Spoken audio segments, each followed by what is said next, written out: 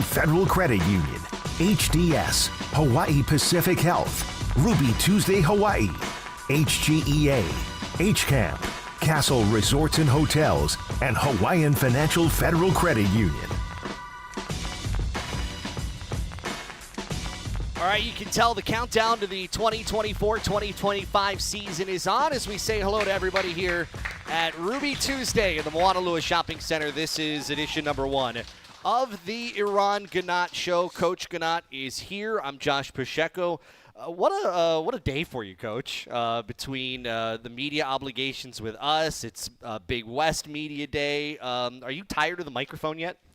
No, it's that time of the year. I mean, this has been a unique day. I feel like it's been a unique profession, unique career, and I've said at length that, a lot of changes in the landscape of college athletics, especially the last 3 to 5 years, and today was kind of a perfect storm in a way. We had the Big West preview, and the slot I had was 10 a.m., and we had a press conference to announce the transition to the Mountain West, which was at 10 a.m., so it was very unique. But I meant what I said when I had some of those remarks at the press conference. Both statements can be true. We're very honored, and it's been an honor to be part of the Big West Conference with their leadership, their membership, and obviously in it for the next 2 years. And very honored and excited to transition in the Mountain West. Both can be true. There's a lot of people and work behind the scenes to make it all happen for both conferences. So it's just been a unique time, obviously. Yeah, for those who may not have seen that press conference, we'll get into that a little bit, of course. This is your show as well, so you can text in and call into us. Our number is 808-296-1420. Yeah, you were kind of coming in as we were all listening to Craig, and Coach Bud was talking about how she loves going to Vegas, and there were probably some references about money in there too. But let's talk about what this means for the men's basketball program specifically.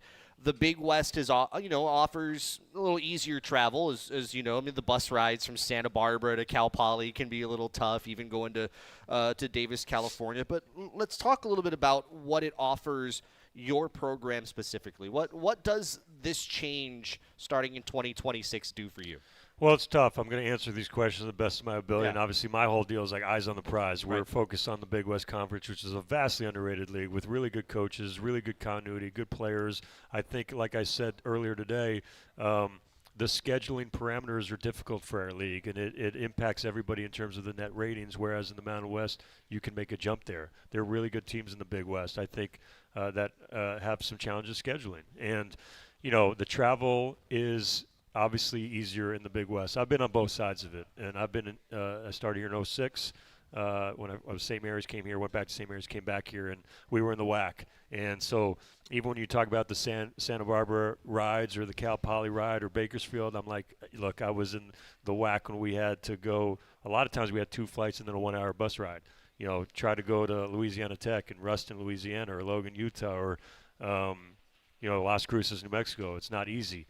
But I think there have been advances there, and I think the challenges, I think I've obviously been through those travel trips, Timmy and his staff, and so we can lean on people at UH and also other people in the country on how they handle that, just like when people ask us how we handle the long travel we deal with. But, the Mountain West has been last year, 5-6 bid league, and I know there's been some changes in conference membership, but New Mexico, UNLV, Nevada, have been premier programs, and the other programs have been moving up, and so to be part of that, to have another potential avenue to get to the NCAA tournament, that's really exciting. I hear from other coaches in other sports sometimes, and they talk about how they recruit, and sometimes they'll say, we like to recruit student athletes and say, hey, you're coming to our program.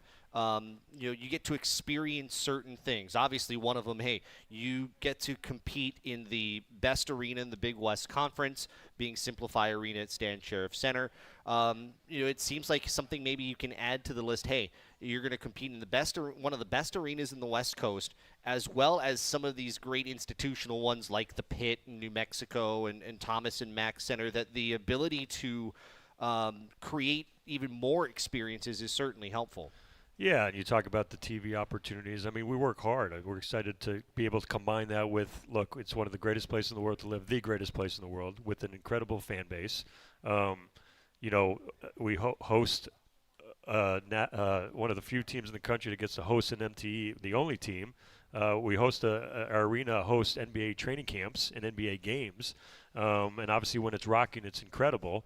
And now you get to combine and obviously we got like North Carolina coming in here on national television in addition to the Diamond Head Classic, and you're going to have more national television opportunities within the Mountain West. And I think that's still 2 years from now.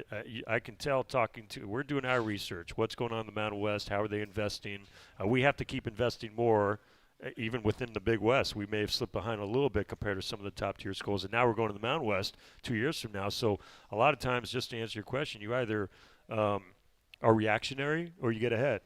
So with 2 years, we better get ahead of that before we're in the league. And but there's a lot of exciting things you can offer that recruits are really excited about. You can feel it already, and I feel like we're on the cusp of a really good class, and we're going to continue to use this to our advantage. Yeah, some of the coaches were mentioning earlier today, they've heard from recruits. Have you heard from recruits congratulating you on the move? Yeah, just a lot of people. I mean, look, it's really tough. It's kind of, I don't know if bittersweet's the right word, because we're so blessed and appreciative of the Big West, and we still have 2 years to play in the Big West, and it's a really good conference. And there's an excitement about something new. And again, there, like I said earlier today, like the old rivalries. It's not like we're in some ways going into a new conference like other schools are. I feel like we're returning home in some ways. We now have our football team has been in it. It's nice to have a home and be a full member of a conference. And it's also nice to see the moves the Mountain West has made, and to be part of that positive momentum. A lot of positive things. Like I said when I first said it, this is an exciting day. But we're very appreciative of what the Big West has done for us, and we're going to try to do it right, and knowing it's a competitive league this year and beyond. You're listening to the Eran Ganot Show here from Ruby Tuesday at the Moanalua Shopping Center. Speaking of recruiting, and I can recall something Bob Coolin said earlier today when he talked about, hey, a lot of times with recruitment, we're recruiting kids who play within the footprint so their parents can see them. Now, I mean, you have 3 players from California on your roster, but being a wider footprint that you're playing in, does that change anything about how you recruit? It's interesting because when we were in the WAC before, it was harder to get it was so geographically bizarre that it was harder to maybe get some of those California kids because you're not playing a lot of games in front of their families. And then we went to the Big West. That came up. I'm excited about the fact that where the direction's going, we're ahead of, or we've been right there, which is, can you do well in the portal? And we've had a track record of great success in the portal. I think it'll continue this year. Can you do well internationally? This is back-to-back years we've had 8 different countries represented on our team.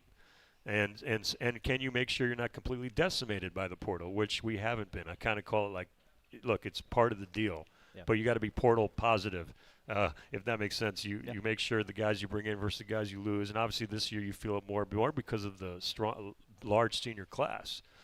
So I think now you're like in changing. We're still going to target a balance where I think you'll see that we're going to try to get a couple freshmen, early young guys, because continuity is still part of it. We like to see guys develop in our program, and Tom Beat and Akira Jacobs are examples of that, and combine that with the impact transfers, international, and people are excited. Our recruits are excited, and other guys about the national television opportunities and exposure and the challenges in the league play. And in addition to, we're going to continue to try to get a team on the way to Maui, maybe a team on the way to the Diamond Head, and that combination bodes for a lot of excitement moving forward. There's also that possibility. I think you've talked about rekindling rivalries. UNLV men's basketball on the X platform today saying, hey, could we play for a golden musubi? Yeah. I don't know what that trophy would look like or whether they'd make it like the Pop-Tarts Bowl and make it edible. But golden musubi, is that something you might be interested in starting up? Yeah, no, I think I said when it was asked earlier, let me see the design. I like how we're making a lot of interactive challenges. Whether it's designs, jerseys. It's kind of the new thing, and it's a cool thing, and that's a positive thing. That one of my first experiences as an assistant here at Hawaii was going to UNLV, and we had a home and home in the same year, and we've been to the pit, and I'm excited to share those experiences with our guys and our future recruits, and I know alums are excited as well. Like I said, the fact that it's tough because in this landscape of realignment, you're losing some old rivalries, and in this situation, we're actually rekindling old rivalries, and that's pretty cool. We'll get to a lot of the off-season stuff, also some of the stuff coming up this week, and just a few texts that we've got that I want to sprinkle in here since we're on the topic. Texter from the 721. I know the Big West has been good to the University of Hawaii. How will it feel to play in big, spacious arenas as compared to the smaller gyms that we've seen? And there are some pretty nice arenas in the Big West too. I think of San Diego. I think of what UC Davis has put together. Irvine at the Bren. But how will that feel, you think? I think it's great. I think you actually have to be able to play in all venues. I talked to our team. It doesn't matter where, it doesn't matter when, because even in tournament play, MTEs, conference tournament, NCAA tournaments, you could play anytime. So, and you have to be able to play in all venues. So I like that we kind of have a mix of it. And even in non-conference, that's why we're going to Grand Canyon. It's going to be one of the elite atmospheres in the country. It always has been, especially recently. Like you said, there's some that are considered. Sometimes you see a couple smaller gyms in our league, and everybody thinks everybody's as small. But Long Beach, Irvine, Davis, UCSD, Santa Barbara, obviously, they're larger than the smaller gyms. But it's nice to have a combination of both. I mean, the Pit's one of the biggest arenas in the country, and it'll be rocking, and obviously Thomas and Mack. And I think at the end of the day, we'll adjust to that in the non-conference because you got to play in both venues and you got to play at different times. Grand Canyon will be a good, even though we're talking non-conference, that's going to be a good kind of tester for that too, coming up in a non-conference.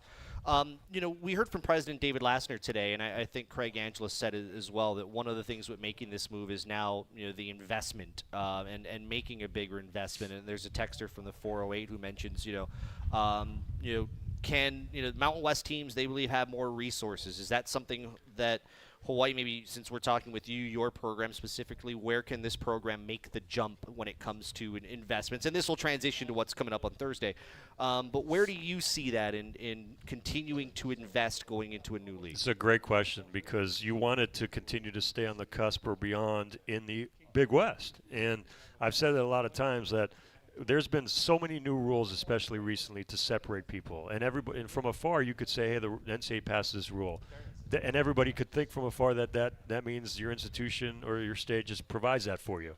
It's not the case all the time. So over the last, I think we've fallen a little bit behind in our league in terms of the top tier in the Big West, in terms of the several different areas that are really important to answer that question. Yeah.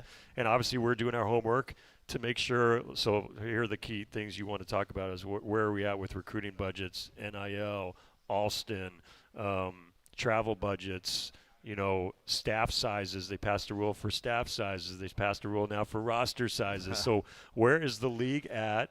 Where's the top of the league at? And where are we at? And people, sometimes you can also say they see operating budgets, but don't forget one of the unique things here is our budgets might be misleading because how much we spend on travel. So obviously the excitement about the transition and the subsidies, that double whammy, that combination, we have to invest to get where we want. And I'm excited about what I'm hearing and looking forward to that challenge in terms of everybody being on the same page to make it happen. It's a good transition point because as part of this incredibly busy next few days and really next week and a half, the tip-off banquet is coming up on Thursday night. That's an event that I know you hold very close to you also as part of that investment from the community and the investment into your players. That's coming up Thursday night.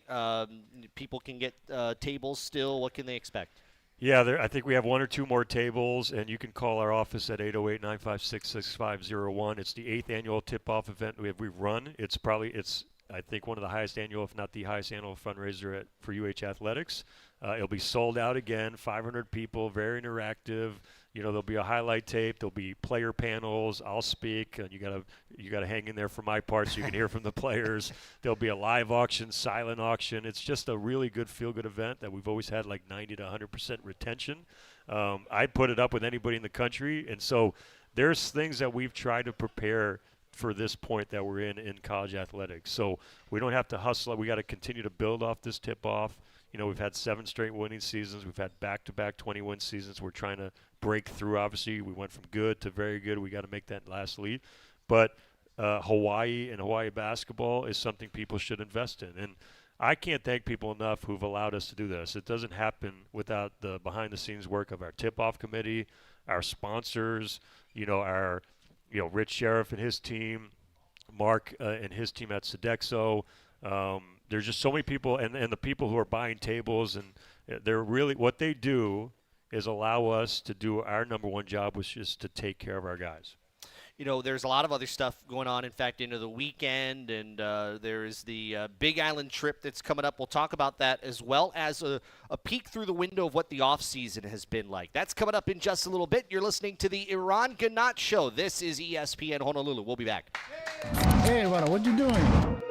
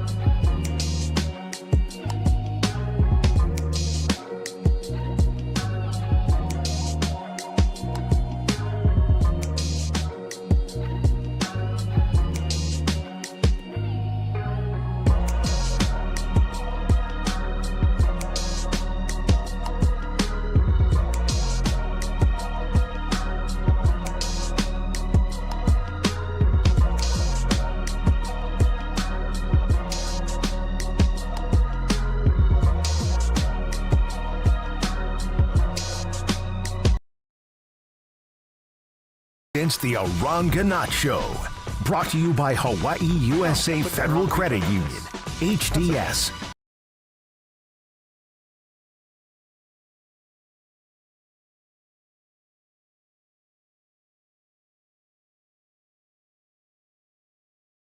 All right, we welcome you back to the Eran Ganot Show here at Ruby Tuesday in the Moanalua Shopping Center. We'll bring back some of your text messages in here in just a moment. Coach, we talked a little bit about how busy this next week and a half is. We mentioned the tip-off banquet on Thursday night. Rainbow Madness is coming up on Saturday. This is a collaboration with your program, Laura Beeman's program with the Rainbow Wahine. So I know this has been kind of announced here in the last couple of days. What can people expect coming up at 1 o'clock on Saturday? Well, it's our version of the kind of the old Midnight Ohana, which I got to experience as well. And as you know, there was a time where everybody started practice October 15th, and they did the whole midnight thing. And then practice got moved to end of September. And so some people lost some of that Midnight Madness type stuff, but you can still do a kind of a tip-off the year with your fans, a celebration. And so this is kind of a version of that in the new era. Rainbow Madness, it's going to be really interactive. You're going to hear introductions for both teams and get to know players from both teams, interactive with our fans and our student body. And there'll be some on-the-floor experiences, three-point contest, whether it's a dunk contest with the kids in the community and your student body, and some other fun things that we'll do. So I think like anything, our tip-off event, year one, get it off to a good start and build it. And this is similar, like bring the Rainbow Madness back and build it. And so excited to bring it back in its new version and see how we can build off it in future years. You're still young. You missed the midnight thing? In some ways. I mean, I always say, like, I was actually, I think my first year, just so you know, it was Coach Wallace's last year. And so if people remember, we wheeled out. I was part of the staff that brought him out in a coffin and so we were all wearing suits. You guys remember that out there? I don't know if people remember this. So this is like I'm a 24, 25-year-old going, what is going on right now? And Riley Wallace is in the coffin, and we're moving him out. And then Bob Nash, we're all in suits, is delivering like a eulogy. And then Wallace gets out of the coffin and says, I ain't dead yet. And then here we go. So I think I saw past photos where he was, someone from Austin Powers. And I think he was one time, in the Silence of the Lambs, things like that. So I do remember that, and so I know a lot of that around the country has gone away, but certainly celebrations in a different format have not. So it's good to bring this back. Shane is calling in, wants to ask a little bit on the conference. Shane, welcome into the Eran Ganot Show. How are you? Thank you. Hi, Coach. How are you doing? Hey, Shane. How you doing? Hey. Just wanted to say as a fan, I always felt the Big West was underrated. A lot of talented teams, but just didn't get the respect. And one thing that drove me crazy as a fan was the fact that we could literally run the table, win the championship, get upset in the first round, one bad night, and we have nothing to show for it. I thought that was the most unfair thing for the last several years. I think this is the best thing that can happen for the men's basketball program.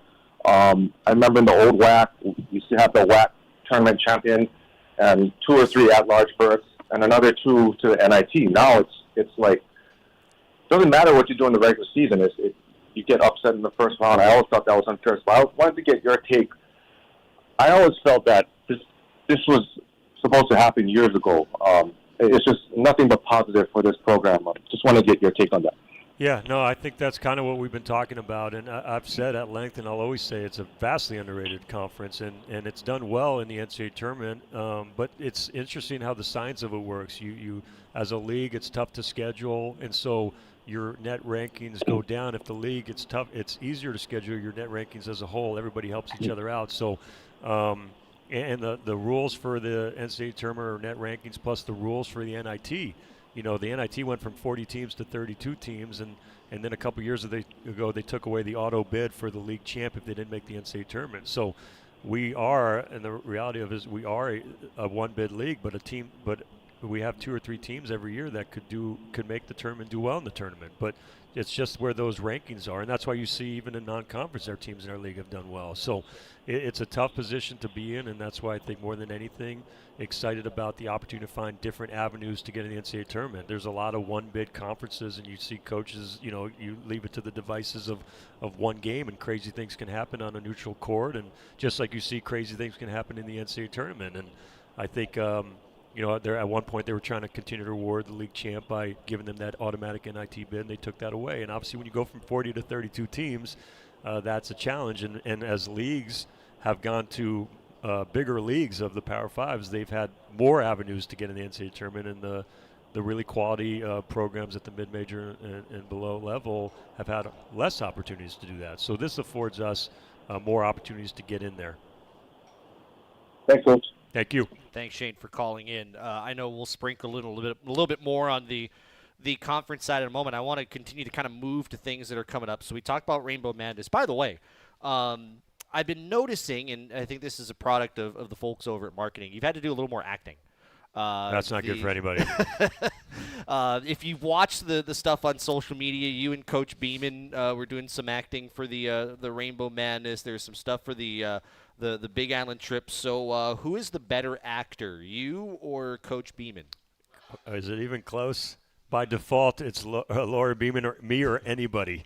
But I've Zora's kind of telling me what to do, and I say we're doing it one cut, we're out, and we are who we are, and so it's kind of been fun, and it's kind of acting, but being ourselves. I don't think anyone's hired me for any roles on TV shows or things like that. So, hey, I mean, if you're doing it in one take, that's a good point. That's a good point. If there's any agents out there that are looking for someone who has a chance, if you just got to give me time, maybe several years, a decade, and I might improve. How does the family feel over there? They're embarrassed. Oh, did we hit a sore spot? I'm so sorry. My daughter, as you know, can do it. My wife probably can act really well. I am trying hard not to embarrass my family, our program, the state, and if I can get away with that, I'm happy. Well, we're learning your daughter is a really good master of ceremonies on a microphone. Yeah, she just, it's like, it's funny because over the years, let's say they say, hey, for this, can Ziza do this? And obviously as a dad, I'm like, nah, she'll just come and go, I'll do it. And no fear. She'll be doing the convocation again at our tip-off event, and obviously we're really proud of her, and she'll do great again. We'll continue with your texts and calls. We'll look into the off-season, some moves on the coaching staff, some moves with players. That is coming up. This is the Eran Ganot Show here from Ruby Tuesday in the Moanalua Shopping Center. We'll be back in a moment. How do you?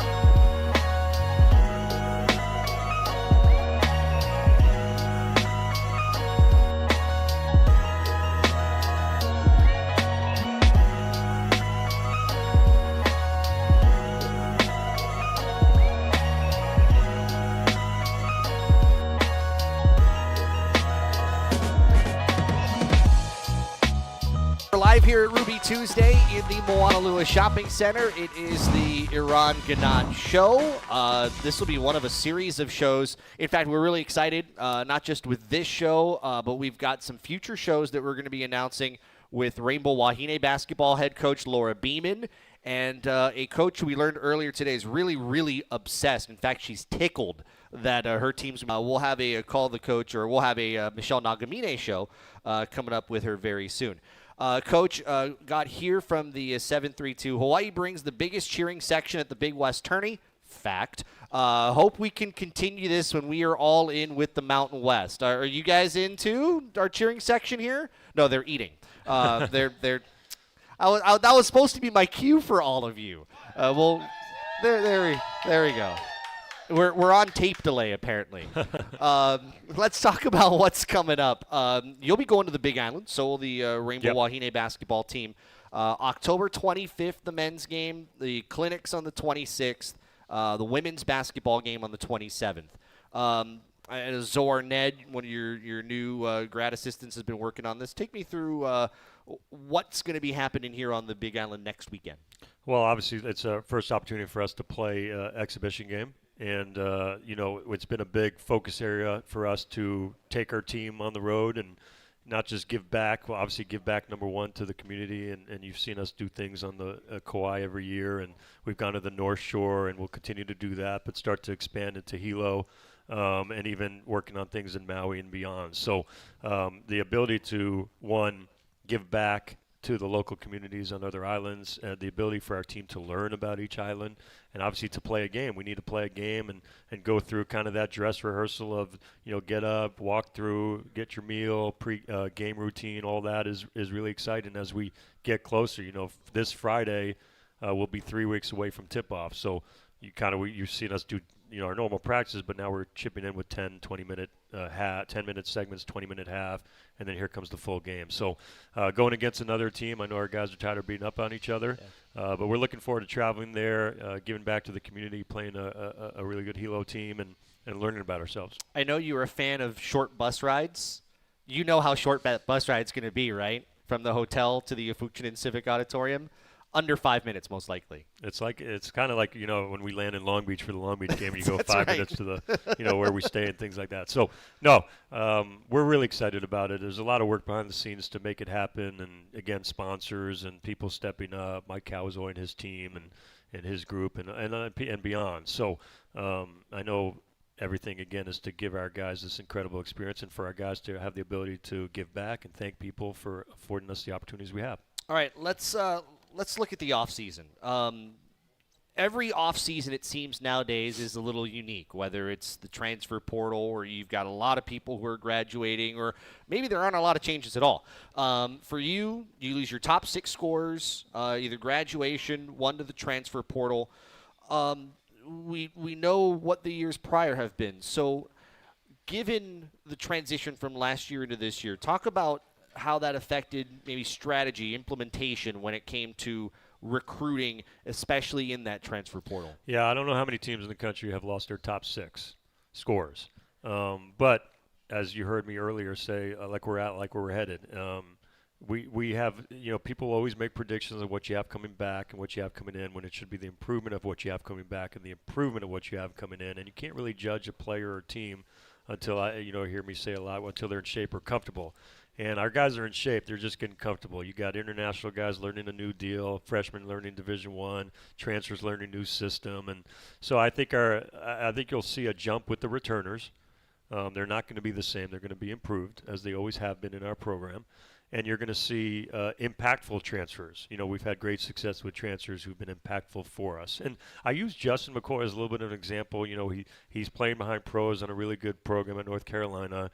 He's kind of progressing as the year goes along, and makes a big jump once we get to league, because he's getting more comfortable playing more minutes and playing through him a little bit. The 4 we have, obviously Gitas from Xavier comes from a really good program, really good coach, and he's been a guy who started a lot of games for them and has had 20-point games, and now we can play through him a little bit more. He's getting used to playing even more minutes and things like that, but that's an impactful transfer. Tanner Christensen has been a dominant post player, who I think has improved from last year, who's on the cusp of being an all-conference type player, who gave 12 and 7 and started every game for a Utah Tech program. Marcus Green was a 16-a-game scorer at Houston Christian. So, and then Jerome Palm played at Valpo, and we got I feel like we have a really exciting front court. You lose the 6 we talked about, but Bernardo, Justin in the front court. Morsek obviously got hurt at semester. So I feel like and here comes some new guys that are going to get better as the year goes along. But I think the returners made a jump, and what we did try to do is bring in transfers that have played significant minutes this year that are ready to make an impact. The phrase, I don't know if I can completely repeat the phrase that you gave me at practice on Saturday. You are incredibly excited about your front court. That's a little change off of words a little bit, but I haven't heard you this excited about your front court in a while. Well, we've had some good front courts, but this has been like you could tell early as you get to see them battle each other, and obviously it's all we've had some issues with this, but can we stay healthy? But healthy, we have 5 guys there that are competing and can start. Akira is a starter. Tanner Christensen is a starter. Jerome is a starter. Gitas is a starter. Harry's made his way to be a starter. So I feel like we have a chance to start really well and then not have a drop-off when we bring in our bench. And it's forced us to do something I think I talked to you about where we did a couple years ago, where we played Kamaki even at the 3 one year, because it was always like you're sitting in the room, and we have these great talks and debates like Kamaka or Jerome, and we're eventually go, why not both? Yeah. Play them both together. We're playing our best players, and we got to adjust our style for that. And And that was when you had Bernardo and Mate and Kamaka and Jerome, and both those guys were all conference-type players. So playing both, and we're doing that a little bit with Akira right now, and he's a weapon at the 3. You're seeing at times like Tom Beattie and ball screens with Tanner Christensen setting the screen, and that's as good a screen post guy we've ever had, and probably the premier one in our league or one of the tests. And it allows Tom to get downhill, and where are you helping off? Because you got a 6'8", 6'9" sniper just standing there. So continue to learning about our team. I think I told you we're throwing these guys in the fire a little bit, so there's some ups and downs. You can tell there's some new faces sometimes, but we're hoping throw them in the fire early, just like you see in the non-conference schedule, that we can learn about our team quicker. Staff in a moment, but I asked him, who on this team reminds you of you? And he mentioned when he mentioned kind of demeanor, competitiveness, he mentioned Gitas right out of the gate. And when he mentioned just kind of so style, stubborn, like I know Gibson well, and he'll tell you that. But yeah. I hear you. I'm listening. So who do you think he said style of play was? Style of play? Well, Gibson was the old man game, dirty, rugged, smart, clever, competitive. I mean, Gitas has some of that physicality. Okay. I think he might have mentioned maybe Harry. Nope. Was he going to mention a point guard? Is he Tom Beattie? Like, we're out of options no, he here. He mentioned Tanner. Oh, well, there is some of that. Gibby was more vocal, and Tanner's going to get to that point too. And obviously Tanner is bigger. But I see a little bit of different guys. I see Tanner's pace in Gibby and Gitas' competitiveness from Gibby too. So. I love how it's interesting. I'll talk to Gibby about his comparisons. It's Tanner and Michael Jordan. Those are the Gibby type players. It's great having him on staff. And I know when talking to me the other day, he was excited to be back home. He and Rob Jones working with the post players. And one of the things that he said to me, I thought was made things so seamless. He said, coming back and even being at Utah Tech, a lot of the things, they're the same. There's really no added learning curve with him coming back. He comes in, just plugs right in right away, and I know that's very helpful for you and the rest of the staff to have him here like that. Yeah, and I joke with him sometimes, like he said, hey, we're doing this, and I said, Gibby, you think the world stopped when you left here for 2 years? We have evolved. There's some different terminology, and so I think it's funny. It's been great. I think one of the best things, look, in coaching is seeing a player grow or a team come together. And one of the things in coaching is sometimes when you coach long enough, you will coach against your friends. But someone told me too that one of the greatest things is when you get to coach your former players. And obviously early in my career that wasn't an option yet. Mm-hmm. But then you've seen when we brought Mike Thomas, Garrett Jackson, who's now with the Rockets, I recruited and coached at St. Mary's. Rob Jones, I coached at St. Mary's. Zorned's a GA for us now. Gibson Johnson was a captain for us, and it's awesome. It's just like people said, and to have those guys you've been in the battle with, to see them grow. I mean, I rave about our staff over the years. I'll continue to rave about them, just like I do our players. We want to keep them here, but people should be attracted to them and look to them because they are future head coaches. And Gibson fits all those, the toughness, the competitiveness, the intelligence, the effort, the commitment. He's got all the tools for a guy who's going to continue to improve, and it's fun to watch as a guy who's coached him. Staying with the staff, you elevated Brad Davidson to your associate head coaching position. I mean, one of the nicest guys out there. And then, hey, if someone does something wrong in practice, he will let you have it. But talk about with the elevation with him on your staff, what he really adds, really working with you. Well, these guys are all future head coaches, and Brad's ready now. He's ready yesterday. And, I've been fortunate to be on staffs where we were empowered. You're held accountable. You were empowered. You got a lot of responsibility. That's what you want. That's how you get better. And so I've tried to do that a lot with our staff, and these guys take and run with it. And Brad, it's like what you said though. They all are high character. They care immensely about Hawaii and our guys, but they also hold them accountable, which is really difficult. But if we really care about these guys, we'll hold them accountable in the right way, challenge them, and obviously having built strong relationships. He's great on the floor. He's great on the road, especially in the international front. When I get thrown out, and hopefully that doesn't happen, we're fine. We'll probably be better. But this is a guy who's – Your wife's face just popped up and said, what? I'll work on it. But at least I know we're in good hands. And so just very fortunate to have him, very fortunate to have the staff we have. Let's talk about some of the returning players that are coming back. You're listening to the Eran Ganot show here from Ruby Tuesday in the Moanalua Shopping Center. I want to start with Akira Jacobs. It's probably gotten the most attention of anybody on this team. Before we really talk about him and just kind of his game, how many late or sleepless nights did you have watching his games at the Olympics? Oh, all of them. We were up late watching all of his games, and it was cool to see. And it was an incredible moment when he called to say he made the team. And I've been fortunate, Matthew Dellavedova, who played for us at St. Mary's, that was like his dream. And I remember vividly we were in the car when he called and let us know, and you could feel the emotion. And I remember when Akira called, it's after his freshman year. And so, you think about the practices against, and then going in these experiences and seeing these, once in a lifetime. He's sending, there's a point where we joked around. He sent this photo of him, shooting over Jokic, and I think one of the guys sent him back, well, why don't you show this picture with Jokic scoring over him? And just think about it. He's going every game he was in, and he played some in these games. He's going against a pro. And so I think a lot of times when people have had that experience, they come in with more confidence. I mean, he came in last year at 200, 202. He's 220. He is a sniper. He's become a better shooter there. He beats himself up because he's really hard on himself, and if he can continue to improve that balance there, he'll make another jump.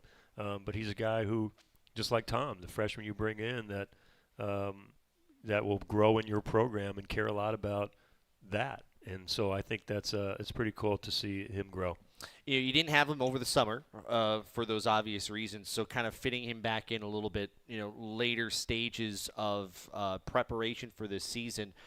Was there any challenge to that? And the second part of that is his growth leads him. The sky's the limit a lot with him. He's got a lot of the tools, and he wants to be good, and his versatility, his size. I mean, if you stand next to Akira, he's all of 6'9", and if you think you can take away a shot, he can shoot over you. And so we might we are looking at mixing some things. Obviously, I talked about playing him as a 3, and we're going to shooters that got stronger, and you could maybe play like Jack was a great passer, started to attack the paint when people would take him off the 3, and that's what Akira needs to continue to work on. But he's a guy who can post up mismatches at the 3, just shoot right over you. And so it's really cool to see him grow. Obviously, he's gotten stronger. He's got to continue to get stronger, but things don't happen overnight. And I hope he continues to be more vocal because he's such a great teammate off the court, on the floor, because he could be a future leader for us and embrace that challenge. Let's talk about Cody Williams here for a moment, because he really kind of had to fight his way through playing time, take advantage of the opportunities that he did get. We saw the video here a couple of weeks ago in which you announced to the team in front of Cody that there's some acting there too, by the way. Wait, there was? Well, we kept it in. He had no idea what was coming. Oh, that does make sense, doesn't it? Yeah, no idea. So we get some credit for the acting a little bit more. Yeah, we, Chris and I did talk to him a couple of days afterward, and he said he had no idea. And I said to him, I'm watching that video, and he's talking a lot about you. You didn't think that might have been a clue? And he said, now that I think about it, maybe. Well, I try to, because Rob and Ryan were part of the initial part, and they were playing their hand way too hard. And then I try to say, well, we talk about everybody, but right now I might just talk about Cody, because we do that after practice. We bring it in and we lift. Don't ever pass up an opportunity to lift a guy. So trying to present it a little bit like this is just another opportunity to lift you. We've done that before with him, instead of playing our hand and then bam. And that was incredible. Like, everything's about moments. We won't forget that moment. Not just the emotion from him, but how happy his teammates were, the coaches were, and it was awesome. It was awesome because, as you know, it's like when you cut the nets. Everybody thinks the moment you cut the net, you think about the chance. You think about the journey and how much you put into the journey. And so for Cody in that moment, you don't just think about the scholarship. You think about the journey. And when you earn it, it means that more. Not handed to him. He earned it. He deserved it. It was great to see. What led to the decision to offer him that scholarship? Well, he'll tell you, like, there's things he needed to do like anybody has to do, and there's some things he didn't, and then he did, and that was it. So, it's everything for us is on the court, off the court, in the classroom, and obviously as he's grown in all areas, he's grown on the floor. And so I've said this a lot of times that, look, he helped us in a couple games year one, more last year, and he's made a jump. He's attacked his shooting, and I think I said the other day, I'll say it a lot, and I'll say it again. He is as good an athlete as we've ever coached. I mean, when we do all the combine testing, he's putting it out there. Any of us have coached for all the years we've coached. This is the speed, the vert, all the agility. But but to say that's all he is, maybe that's what he kind of was early. But he's added to his game. So it would be a disservice to say Cody's getting on scholarship because he's a great athlete. No, he's an improved basketball player. He's an improved leader. He's an improved person. And he's done everything we've asked, and that's why he has it. All right, we'll continue to weave in your phone calls and texts. Our number, by the way, if you're just tuning in, is 808-296-1420. More with Coach coming up. This is the Eran Ganot Show here on ESPN Honolulu. Back in a moment.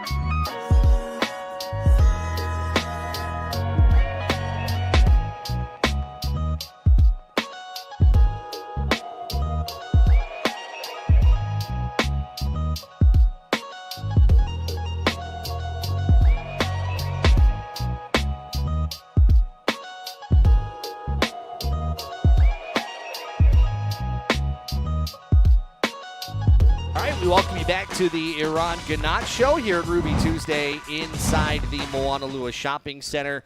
Coach Ganot's been great with us, of course, in an incredibly busy week. A reminder again, tip-off banquet is coming up Thursday night. Rainbow Madness Saturday, 1 o'clock in the afternoon.